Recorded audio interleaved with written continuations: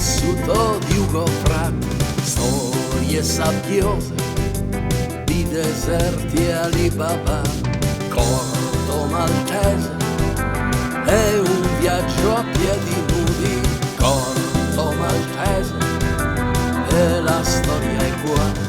Nuove imprese più in là verso i mari del sud, corte ovunque si sa, tra Spetri e il Perù. Storie da Prato come improbabili suspense, storie di eroi, di avventurieri e cercaguai. Nuove imprese più in là verso i mari del sud, corte ovunque si sa, tra Spetri e il Perù.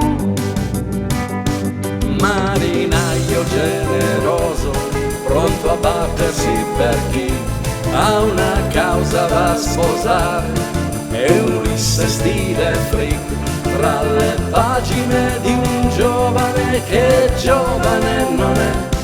Le leggende fanno nascere iconiche utopie, corto avrà sempre una cicca e mai troppe apologie.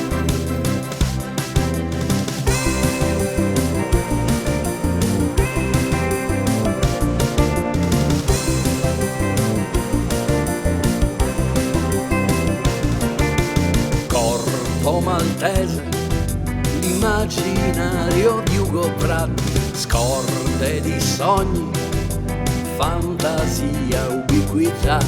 L'autore viaggia assieme al proprio personaggio, storie, avventure, scambi di ruoli lungo il viaggio.